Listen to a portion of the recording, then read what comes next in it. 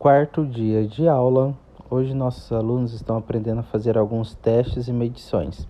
Nossos alunos também estão aprendendo a usar a ferramenta que é o multímetro, que é muito importante para a gente estar fazendo alguns testes na manutenção de celular. Os alunos agora estão realizando alguns testes ali, fazendo as medições nas baterias para saber se elas estão com carga. Logo após a gente vai estar aprendendo um pouco mais sobre ativação de bateria.